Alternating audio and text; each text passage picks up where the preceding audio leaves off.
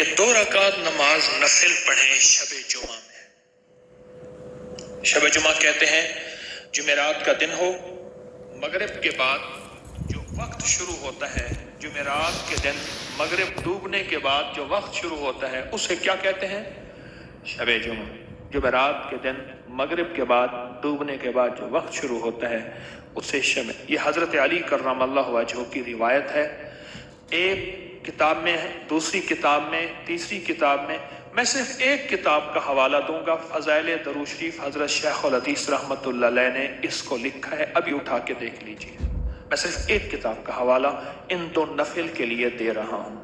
فضائل درود شریف تو جانتے ہیں نا، حضرت شیخ الحدیث رحمۃ اللہ علیہ نے اس ایک کتاب کا حوالہ آپ کو دے رہا ہوں، اور کئی کتابوں میں مختلف روایات سے یہ 2 نفل کے کمالات اور فضائل اور فوائد موجود ہیں۔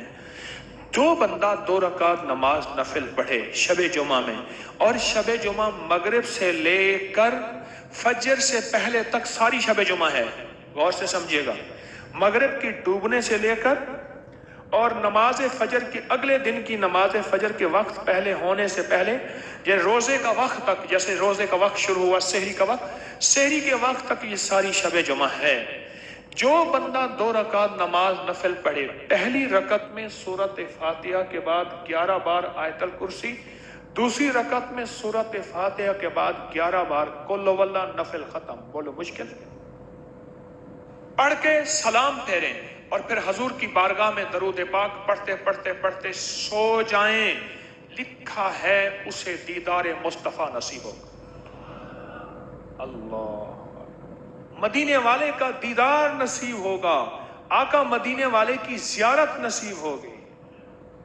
اتنا زبردست، اور میں نے جس کو بتایا، کسی کو جلدی کسی کو دیر سے، کوئی فرد آج تک شاید ہوگا، میں دعویٰ نہیں کر سکتا، کہ جس نے یہ عمل متواتر یقین اور اعتماد اور اعتقاد کے ساتھ، آخر شیخ الحدیث نے اپنی کتاب فضائل درود شریف میں ایسے نہیں لکھا، آج جا کے دیکھیے گا، ایسے نہیں لکھا، اور کئی کتابوں میں حوالے ہیں، چونکہ یہ کتاب مشہور عام ہے اس لیے اس کا حوالہ دے رہا، لکھا ایسے نہیں ہے۔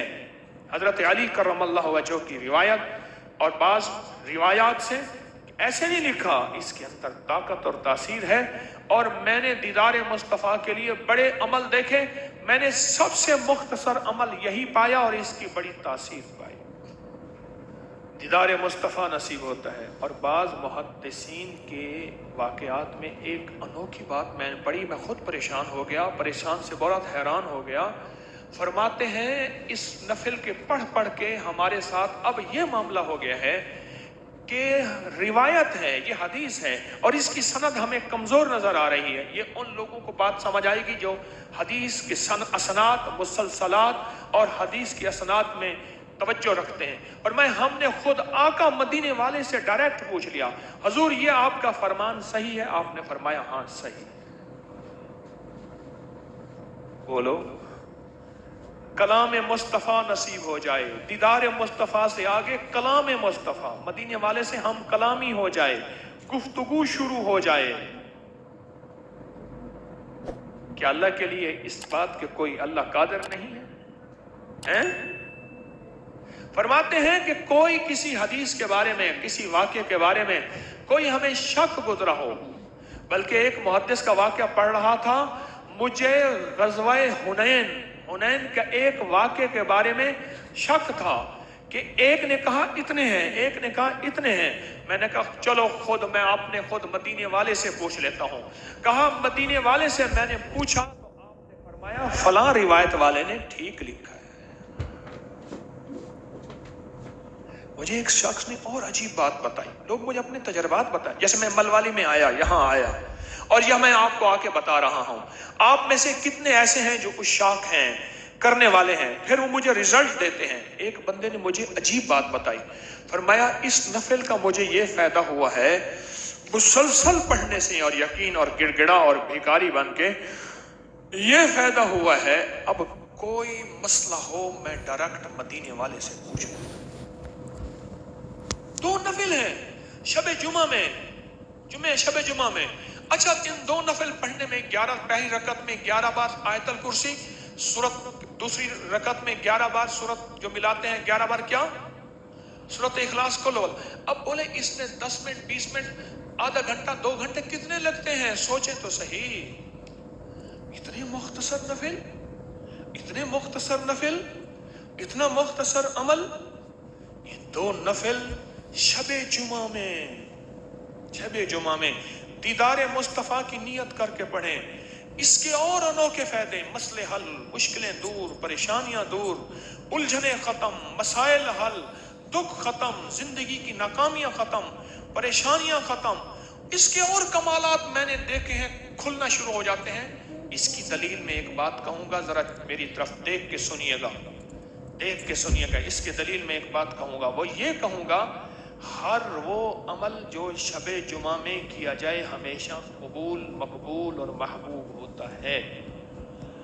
اس لیے محدثین نے لکھا ہے کہ کتنے دیوانے لوگ ہیں، یہ لفظ لکھا ہے، نادان لوگ ہیں جو شب قدر کی تلاش کرتے ہیں، ہر آنے والی شب جمعہ کے شب قدر کو ضائع کر بیٹھتے ہیں.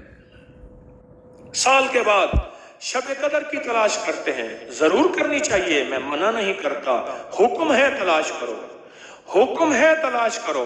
پر ہر ہفتے شب جمعہ کے نام پہ جو شب قدر آتی ہے اس کو ضائع کر بیٹھتے ہیں، اس کی قدردانی نہیں کرتے. اس کو ضائع کر بیٹھتے ہیں، اس کی قدردانی نہیں کرتے. عجب نفل ہیں مختصر. شیخ الحدیث رحمۃ اللہ نے اپنی کتاب فضل الدروشی میں لکھا مختصر، پر اس کا نتیجہ، اس کا کمال اخیر اور اخیر ہے اور اخیر ہے.